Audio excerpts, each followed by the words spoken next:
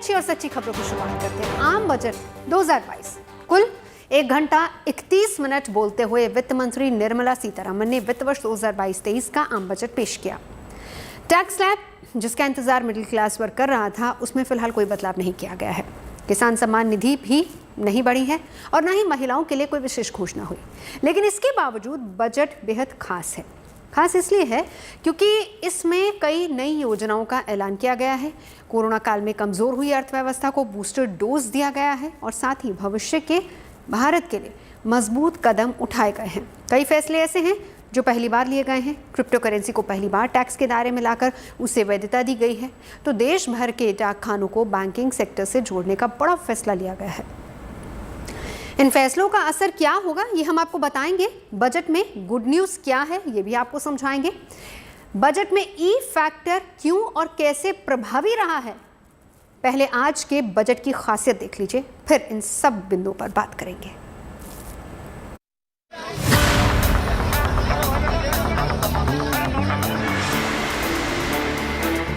I present the budget for the year 2022-23. मौजूदा चुनौतियों के साथ भविष्य की उम्मीदों को ध्यान में रखते हुए वित्त मंत्री ने संसद में बजट पेश किया। We are marking Azadi ka Amrit Mahotsav and have entered into Amrit Kal, the 25-year-long lead up to India at 100. करीब 1.5 घंटे के अपने भाषण में वित्त मंत्री ने महामारी से मार खाई अर्थव्यवस्था को मजबूत करने की रूपरेखा पेश की। इंफ्रास्ट्रक्चर से लेकर निवेश तक और किसानों से लेकर युवाओं तक सभी सेक्टर्स और सामाजिक वर्गों के विकास के लिए कई ऐलान किए गए।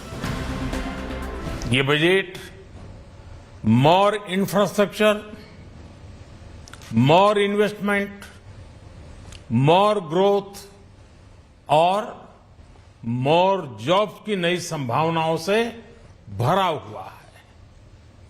और एक नया क्षेत्र और खुला है और वो है ग्रीन जॉब्स का।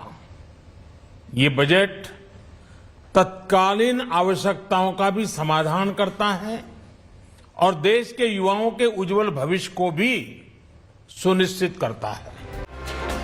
जब चुनौतियां बेहिसाब हो तो हैरत की बात नहीं कि कुछ एक उम्मीदें नाकाम रह जाएं। कोरोना काल के बाद मिडिल क्लास को टैक्स में छूट का इंतजार था, ये तो नहीं हुआ। लेकिन बकौल वित्त मंत्री ये भी कम राहत की बात नहीं है कि कोई टैक्स बढ़ाया नहीं गया। मैंने टैक्स इंक्रीज नहीं किया, वो बात मैं दोहराना चाहती हूँ। लास्ट ईयर भी इस साल भी एक भी पैसा टैक्स के द्वारा मैंने एडिशनली कमाने के लिए कोई कोशिश नहीं की। पिछले बार प्रधानमंत्री जी का आदेश था कि डेफिसिट कितने भी क्यों ना हो, पैंडेमिक के समय जनता के ऊपर टैक्स का बोझ डालना नहीं, वो ही इंस्ट्रक्शन इस बार भी। इसीलिए हमने टैक्स के द्वारा कोई पैसा कमा करके पैंडेमिक के समय जो डिमांड्स एंड चैलेंजेस है हमारे ऊपर, उसको कोई उससे राहत ढूंढने का अटेम्प्ट भी नहीं किया। टैक्स इंक्रीज नहीं हुआ। यही बात तो है। जैसा कि जानकार मान रहे हैं कि आम बजट की सबसे बड़ी खूबी उसका इंफ्रास्ट्रक्चर पर फोकस है। बजट के मुताबिक 2022-23 में 25,000 किलोमीटर के हाईवे तैयार किए जाएंगे। हाईवे विस्तार पर 20,000 करोड़ रुपए का खर्च होगा।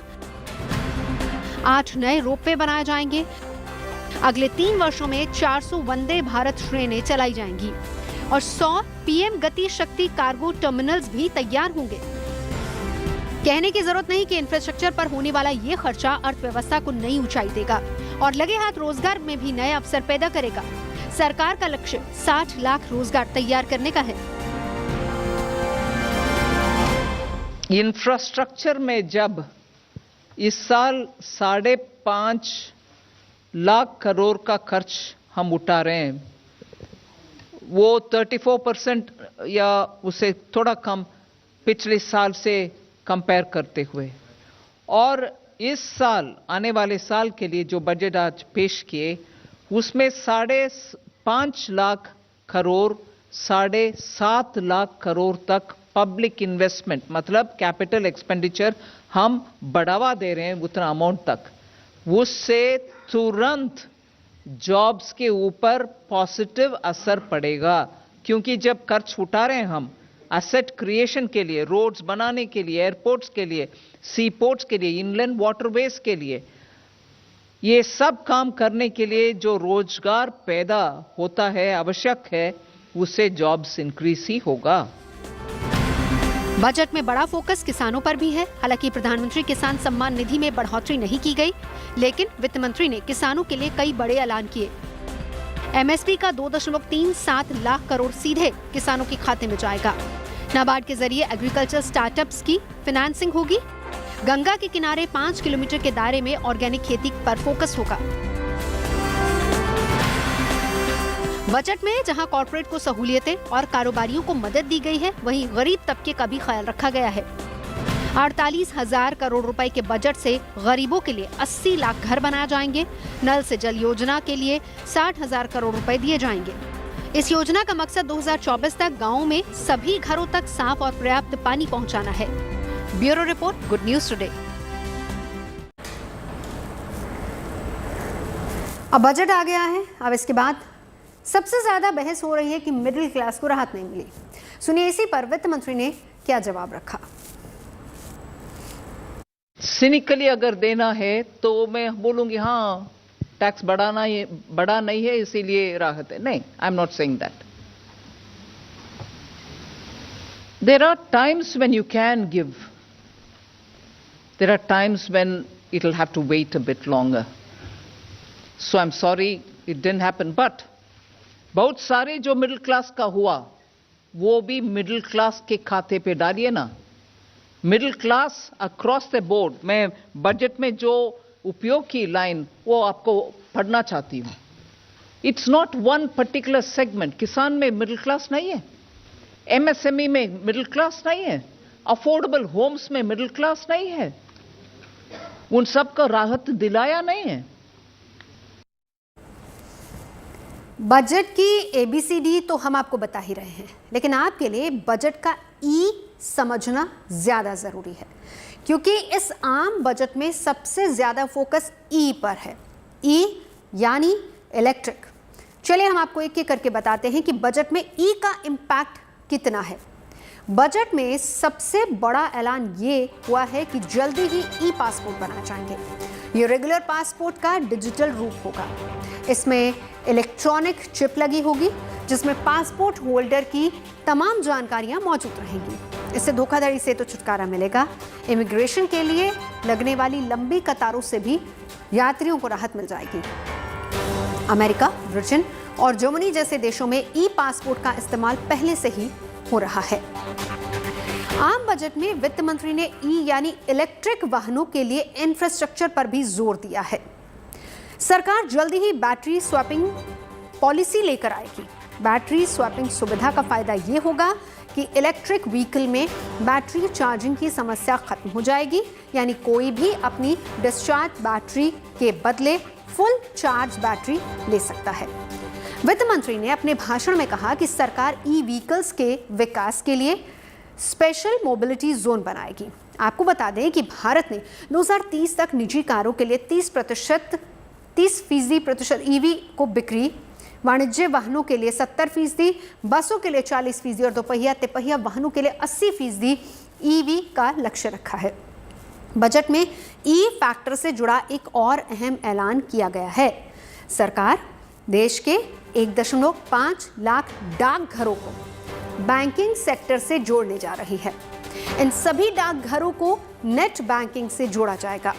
खाता धारकों को नेट बैंकिंग, कोर बैंकिंग और एटीएम की सुविधा भी दी जाएगी। और इसके साथ ही सरकार ने डिजिटल बैंकिंग के क्षेत्र में भी बड़ा कदम उठाने की फैसला लिया है। स्वतंत्रता की 75वीं वर्षगांठ मनाते हुए देश के 75 जिलों में 75 डिजिटल बैंकिंग यूनिट्स की स्थापना होगी। वित्त मंत्री ने कोरोना के मद्देनजर डिजिटल शिक्षा और ऑनलाइन लर्निंग को बढ़ावा देने के लिए कई बड़े ऐलान किए हैं। देश में ई कंटेंट और ई लर्निंग को बढ़ावा दिया जाएगा। देश में डिजिटल यूनिवर्सिटीज की स्थापना होगी। कौशल विकास के लिए एक ई पोर्टल भी शुरू किया जाएगा। और इसके साथ ही प्रधानमंत्री ई विद्या के 1 क्लास 1 टीवी चैनल कार्यक्रम को 12 से 200 टीवी चैनल तक बढ़ाया जाएगा। इसके अलावा इंटरनेट, टीवी और स्मार्टफोन के जरिए कई नई ई-लर्निंग कंटेंट प्लेटफॉर्म्स शुरू किए जाएंगे। शिक्षकों को डिजिटल टूल्स बेहतर ढंग से उपयोग करने में सक्षम बनाया जाएगा। सरकार का फोकस ग्रामीण भारत को भी डिजिटली मजबूत बनाने का है। 2025 तक हर गांव तक फाइबर ऑप्टिकल केबल बिछाने का भी लक्ष्य रखा गया है, यानी अगले 3 साल में हर गांव को हाई स्पीड इंटरनेट कनेक्टिविटी मिल पाएगी। वित्त मंत्री ने ऐलान किया कि भारत नेट ब्रॉडबैंड 2025 तक तैयार हो जाएगा। इस तरह मौजूदा बजट में ई पर बहुत फोकस रहा है। सबसे ज्यादा जोर ई पर दिया गया और अच्छी बात यह है कि इस साल भारत में 5G इंटरनेट की शुरुआत होने वाली है। लोगों को तेज रफ्तार इंटरनेट की सुविधा भी मिलने वाली है। आम आदमी को यह बजट कैसा लगा? क्या वो नए ऐलानों से खुश है? ये जानने के लिए हमने भी आम लोगों से बात की। सुनिए क्या कहते हो।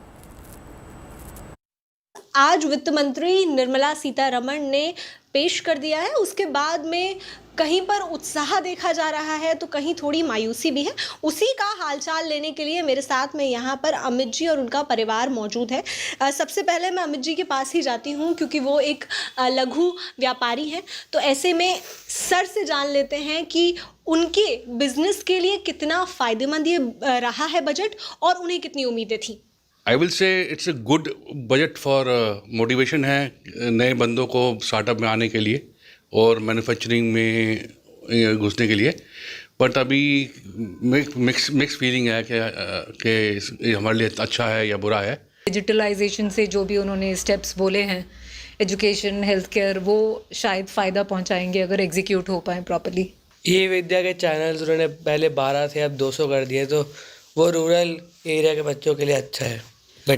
तो कितना रेट करेंगे आप बजट को? 7। तो देखिए 7 मोस्टली बजट को रेट किया जा रहा है। यहाँ पे स्टूडेंट्स की राय ये है कि जो ई विद्या के चैनल्स बढ़ाए गए हैं वो फ़ायदेमंद रहेंगे, साथ ही जो MSME के लिए घोषणाएं हैं वो फ़ायदेमंद रहेंगी। तो आगे उम्मीद ये रहेगी कि ये धरातल पे अच्छे से इस जो बजट आया है उसकी सारी जो अनाउंसमेंट हुए हैं उनको दूर दूर तक पहुँचाया जाए और इम्प्लीमेंटेशन जो है वो सही ढंग से हो। पिछले 2 साल से भारतीय अर्थव्यवस्था पर कोरोना महामारी की मार किसी से छिपी नहीं है। यही वजह रही कि इस बजट के जरिए मोदी सरकार की कोशिश हर सेक्टर को राहत देने की रही और इससे भारतीय रेल भी अछूती नहीं रही, जिसे नई रफ्तार देने के लिए वित्त मंत्री निर्मला सीतारमण ने 3 साल में 400 नई वंदे भारत ट्रेनें चलाने का ऐलान किया। वंदे भारत ट्रेन सेवा की शुरुआत दरअसल साल 2019 में, यानी कि 3 साल पहले हुई थी। वंदे भारत ट्रेन को चलाने का उद्देश्य देश के दुनिया के चौथे सबसे बड़े रेलवे की सुविधाओं को बेहतर बनाना था, जिससे ज़्यादा से ज़्यादा राजस्व के साथ रोजगार के अवसर भी पैदा हो सके। इसी लक्ष्य को हासिल करने के लिए सरकार वंदे भारत ट्रेन की संख्या बढ़ाने पर जोर दे रही है, ताकि उनकी वजह से भारतीय रेल की गुणवत्ता भी बढ़ सके। दरअसल वंदे भारत एक्सप्रेस भारत की सबसे तेज रफ्तार से चलने वाली ट्रेन है, जो पूरी तरह से स्वदेशी है, यानी इस ट्रेन को पूरी तरह से देश में ही विकसित किया गया है। वंदे भारत ट्रेन को दौड़ने के लिए लोकोमोटिव इंजन यानी कि डीजल इंजन की ज़रूरत नहीं पड़ती है, बल्कि एडवांस फीचर्स से लैस होने की वजह से ये फर्राटा भरती है। फिलहाल वंदे भारत ट्रेन नई दिल्ली वाराणसी के अलावा नई दिल्ली कटरा रूट पर भी दौड़ती है। लेकिन इस बजट में सरकार का ऐलान ये है कि अब अगले 3 साल में 400 नई वंदे भारत ट्रेनें दौड़ने लगेंगी।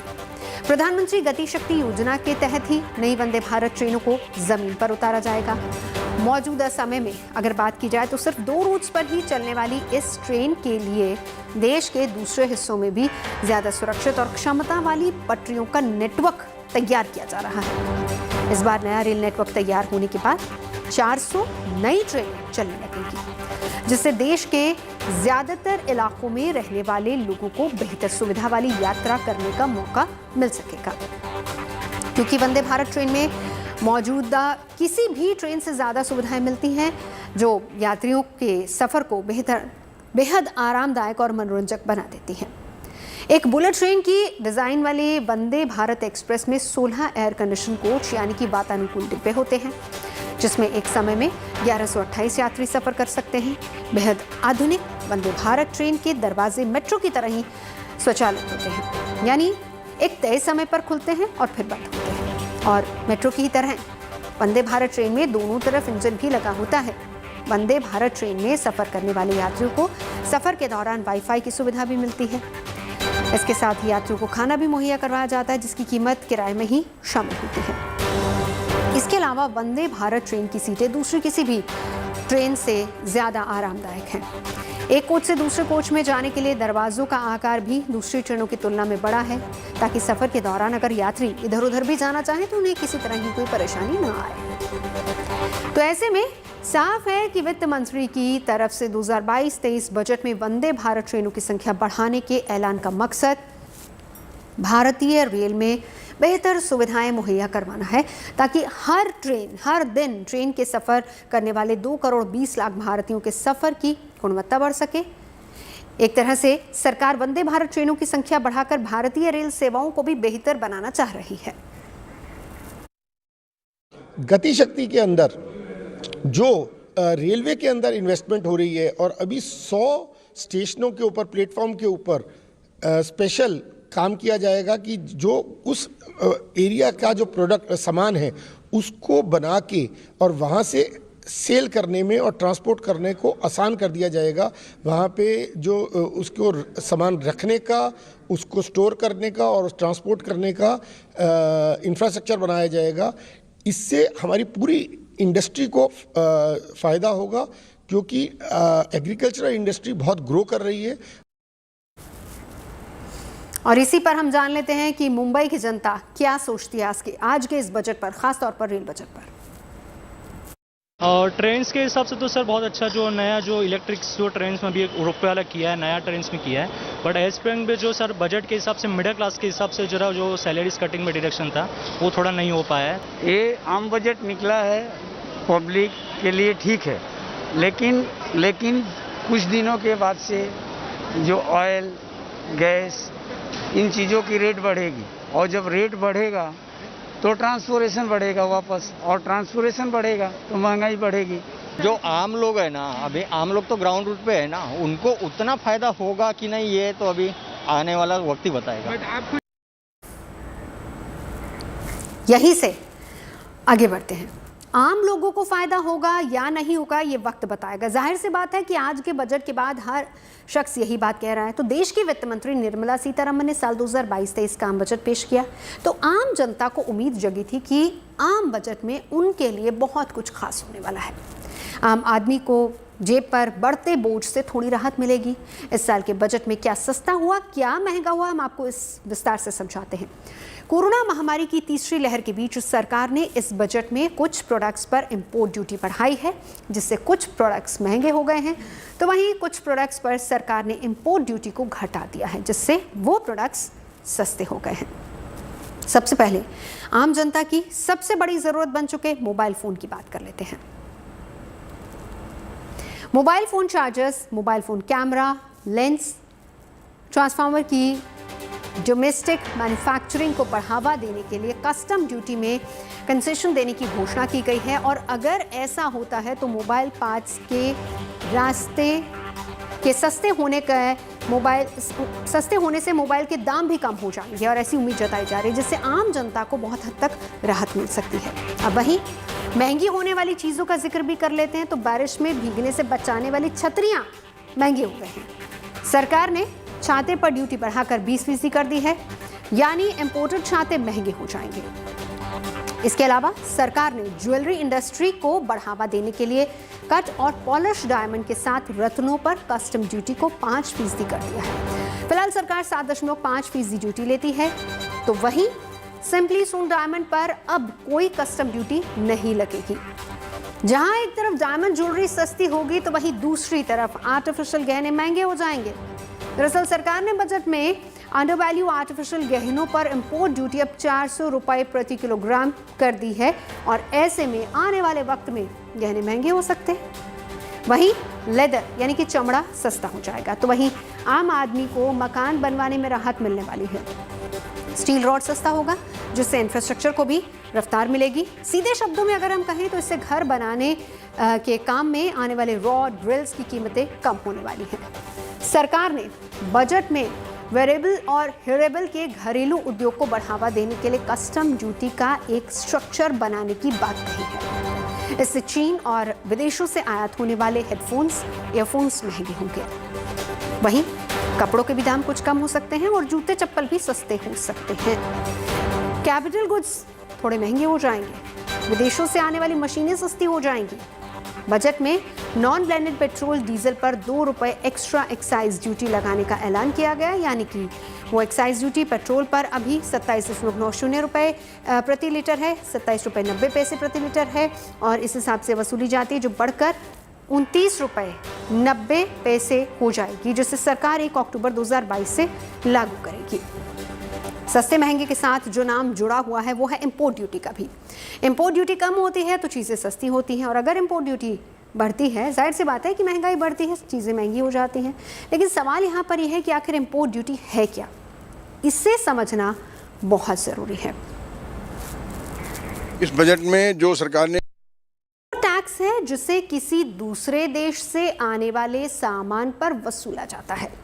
इंपोर्ट ड्यूटी कितनी लगेगी, ये सामान की कीमत के साथ साथ सामान किस देश से आ रहा है इस पर निर्भर करता है। इंपोर्ट ड्यूटी को आम बोलचाल की भाषा में custom duty, tariff import tax या इंपोर्ट टैरिफ भी कहते हैं। किसी भी सामान पर इंपोर्ट ड्यूटी लगाने के 2 मकसद होते हैं। पहला ये कि सरकार के लिए आय जुटाना, और दूसरा लोकल लेवल पर प्रोड्यूस होने वाले सामान को मार्केट में फ़ायदा दिलवाना। इस बजट में जो सरकार ने इनकम टैक्स की फैसिलिटीज़ को कंटिन्यू किया है वो अच्छा किया है। हमें उम्मीद ही थी, लेकिन कोई बात नहीं, हर चीज़ उम्मीद में नहीं रहती। जो सरकार ने डिस्प्यूट मैटर्स थे इनकम टैक्स के, उन मैटर्स को 2 साल के लिए बढ़ा दिया। पिछले 2-3 साल ऐसे निकले, लोग अपनी बड़ी मुश्किल से जिंदगी यापन कर रहे थे।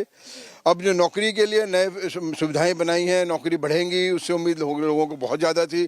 बताते हैं कि पिछले साल के अंदर 2 साल के अंदर बहुत लोगों की नौकरियाँ छूट गई हैं। उसकी नौकरियां बढ़ेंगी तो रोजगार बढ़ेगा। देखिए, बजट के अंदर सबसे मेनली चीज़ तो लोग सबसे पहले टैक्स स्लैब ही देखते हैं, और टैक्स स्लैब में तो कोई बेसिक चेंजेस आए ही नहीं है। अगर टैक्स स्लैब मिनिमम वाले स्लैब में भी कुछ नहीं होता, लेकिन जो 10 लाख से अबव है, कम से कम उनको ही कोई डिबेट दे देते तब भी लगता। जो 20 से 30% का वाला स्लैब होता है उसी को तो 100% जरूर कुछ ना कुछ तो इंक्रीज करना ही चाहिए था। बजट तो वैसे ठीक है, अच्छा है। टैक्सेस में कोई चेंजेस नहीं किया गया है, और जैसा लग रहा था कि कहीं टैक्सेस में कहीं चेंज ना हो जाए, क्योंकि व्यापारी लोग जो है वो पहले से ही जो है कोरोना के बाद जो है काफ़ी ज़्यादा दिक्कत में है, क्योंकि कब लॉकडाउन हो जाए, कब क्या हो जाए, क्योंकि अभी 3rd फेज चल रहा है। तो अभी जैसा वो था जो है, अभी तो ठीक है बजट। तो इस बजट पर देश के अन्नदाता की भी नजर थी। किसान पिछले करीब 1 साल से सियासत के केंद्र में रहे हैं, लिहाजा बजट में किसानों की बेहतरी के लिए क्या कदम उठाया जा रहा है, इस पर सियासी दलों की भी नजर थी और किसान नेताओं की भी नजर थी। हालांकि सरकार ने बजट में किसानों के लिए कई बड़े फैसले किए हैं, लेकिन राकेश टिकैत को बजट पसंद नहीं आ रहा। हमें ये है कि बच्चे पढ़ रहे हैं, वो किसान हैं, गांव में रहने वाले लोग हैं, इनको देना चाहिए एजुकेशन पे। जो बच्चे 55, 66, 68 साल के हैं, जो एक परिवार में 4 लोग ज्वाइंट परिवार रह रहा है और घर से ऑनलाइन क्लास चल रही है, उनको दे दो, उनको मोबाइल दे दो, उनको नेट फ्री दे दो 1 साल का, जो डायरेक्ट उसको हिट करेगा। किसानों को क्या दे आप, तो बाकी किसान ही तो हैं। आप दे दो ना, गांव में बसने वाला हर आदमी किसान और मजदूर हैं, आप दे दो, एजुकेशन पे दे दो, किसान के नाम पे ही दे दो आप उनको। ग्रामीण हेल्थ है, उससे सब लोग जुड़े हुए हैं। गांव में रहने वाले उसको आप हेल्थ पे कुछ कर रहे, आप एजुकेशन पे कर रहे, आप उसका मोबाइल का खर्चा कितना बैठ रहा, ये लिखत पढ़त में कहीं नहीं आएगा।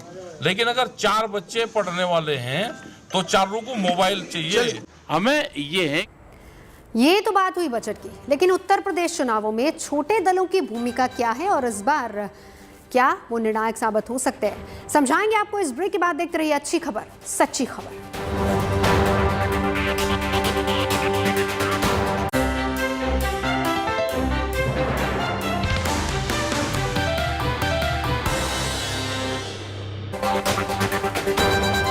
जाति आधारित राजनीति का बोलबाला होने की वजह से उत्तर प्रदेश की चुनावी राजनीति बेहद जटिल है। चुनाव के दौरान BJP, Samajwadi party, Congress, BSP के नेता चाहे जितना लाइमलाइट में रहे, लेकिन चुनावी समर में उनकी मौजूदगी अपने अपने हिस्से की सियासत कर रहे छोटे दलों के नेताओं के अस्तित्व को नकार नहीं सकती। यूपी की चुनावी राजनीति में छोटे दलों की भूमिका बड़ी और बहुत अहम हो जाती है। ऐसे समय में जब पिछले 15 साल से यानी कि पिछले 3 विधानसभा चुनावों से यूपी के मतदाता बीजेपी, समाजवादी पार्टी या बहुजन समाज पार्टी को पूर्ण बहुमत देते रहे हैं, चुनावी नेताओं के लिहाज से इन बड़े दलों को किसी छोटे दल की जरूरत नहीं पड़नी चाहिए। लेकिन ऐसा इस चुनाव में तो कम से कम होता नजर नहीं आ रहा है। चाहे पिछले चुनावों में बड़े दलों को स्पष्ट जनादेश जरूर मिला था, लेकिन इस बार हर बड़े दल ने ज्यादा से ज्यादा छोटे दलों से गठबंधन की कोशिश की है। ज्यादा से ज्यादा छोटे दलों को साथ लाने में बीजेपी ही सबसे ज्यादा कामयाब रही है। इस चुनाव में उसके साथ अनुप्रिया पटेल की पार्टी अपना दल और डॉक्टर संजय निषाद की निषाद पार्टी है, जबकि समाजवादी पार्टी को आरएलडी, ओम प्रकाश राजभर और महानदल का साथ मिला हुआ है। ऐसे में सवाल ये उठता है कि उत्तर प्रदेश की राजनीति में इन छोटे दलों की भूमिका इतनी अहम क्यों हो जाती है कि बीजेपी और समाजवादी पार्टी जैसे जनाधार और बड़े दलों को भी इन छोटे दलों की जरूरत पड़ने लगती है। तो ऐसे ही छोटे दलों में सबसे पहले हम बात करेंगे अनुप्रिया पटेल के अपना दल की, जो पूर्वी उत्तर प्रदेश में कुर्मी वोटरों का प्रतिनिधित्व करता है। इस वक्त अपना दल बीजेपी के साथ गठबंधन में है। लाख नाज नखरे के बावजूद बीजेपी ने अपना दल को अपने साथ बनाए रखा हुआ है। दरअसल 48 सीटों की करीब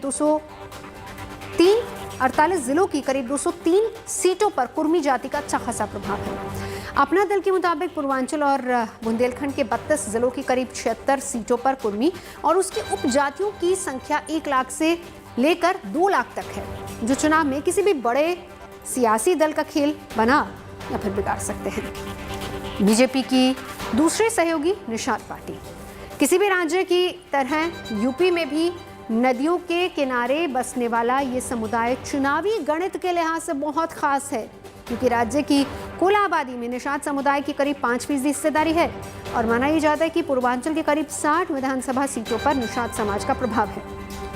इन सीटों पर निषाद समुदाय की आबादी 40,000 से लेकर 1,20,000 तक है और यही वजह है कि 2017 में गोरखपुर लोकसभा सीट पर हुए उपचुनाव के बाद से बीजेपी लगातार इसे अपने साथ बनाए रखने की पूरी कोशिश कर रही है। दरअसल उस उपचुनाव में संजय निषाद के बेटे ने योगी आदित्यनाथ के समर्थन वाले बीजेपी उम्मीदवार को हरा दिया था, जिसके बाद बीजेपी ने उसकी अहमियत समझ ली।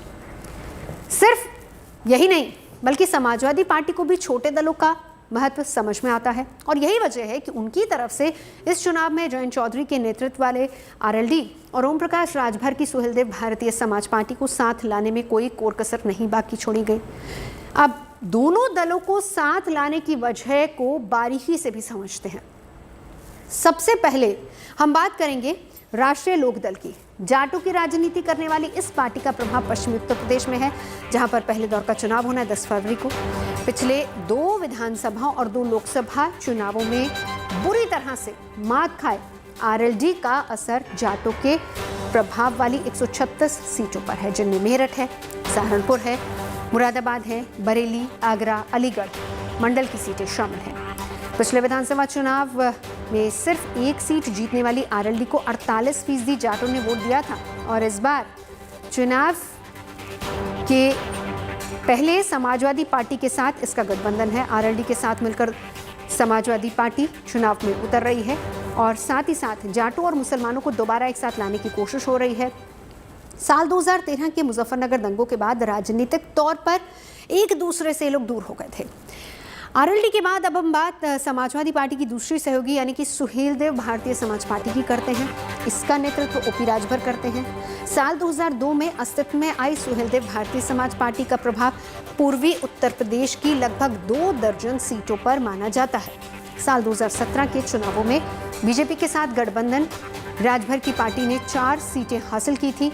हालांकि इस चुनाव में बीजेपी और ओम प्रकाश राजभर की राहें अलग अलग हो चुकी हैं। इन 4 दलों के बाद उत्तर प्रदेश में पीस पार्टी समेत कई और दल भी हैं जो किसी न किसी बड़े दल के साथ खड़े हैं, जिसका फायदा उनको इन चुनावों में भी मिलेगा और शायद आगे चलकर ये बड़े दलों के लिए चुनौती भी बन सकते हैं। लेकिन फिर भी राजनीतिक दलों की नजर में इनकी अहमियत कम नहीं होगी।